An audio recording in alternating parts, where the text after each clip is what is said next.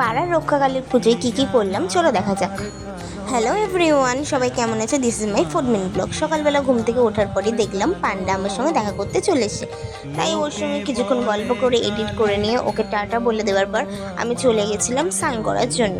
Fresh হয়ে বেরিয়েই দেখলাম আকাশটা পুরো মেঘলা করেছে, তাই তাড়াতাড়ি করে ছাদে চলে গেছিলাম আকাশটাকে দেখার জন্য। আকাশটা যে খুব সুন্দর লাগছিল, তাই খানিকক্ষণ একটু নিজের ছবি তুলে নিলাম। কিছুক্ষণের মধ্যেই দেখলাম ঝড় দিয়ে সন্ধ্যাবেলার দিক করে বৃষ্টি শুরু হলো। যে কোনো কালী পুজোয় আমি নির্জলা উপোস থাকতে বেশি ভালোবাসি, তাই এইবারেও আমি নির্জলা উপোসই ছিলাম।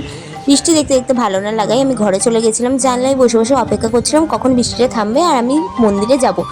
বৃষ্টি থামতেই বোন আর আমি রেডি হয়ে বেরিয়ে পড়েছিলাম মন্দিরে যাওয়ার জন্য। রাস্তায় যেতে যেতে আমি আর বোন একটু ফটো তুলে নিয়েছিলাম। পাড়ার মন্দিরে পৌঁছানোর পরে দেখলাম ঠাকুরমশাই মাকে আরতি করছে। এখানে এসে মায়ের মুখটা দেখার পর মনটা খুব শান্ত হয়ে গেল। মায়ের মুখটা দেখতে পুরো শান্ত আর স্নিগ্ধ মনে হচ্ছিল। এখানে বসে বসে আমি ওয়েট করছিলাম কখন ঠাকুরমশাই পুজো স্টার্ট করবে।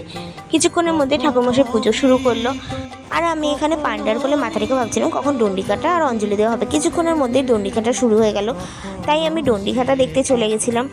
ডন্ডিকাটা দেখে আস্তে আস্তে দেখলাম অঞ্জলি দেওয়া শুরু হয়ে গেছে। অঞ্জলি দেওয়া হয়ে গেলে অনেক রাত হয়ে যাওয়ার মা আর আমি বাড়ি চলে এসেছিলাম। এখানে বাড়ি এসে ফ্রেশ হয়ে নিয়েছি। আজকের মতন একটা ভালো লাগলে লাইক কমেন্ট শেয়ার, টাটা।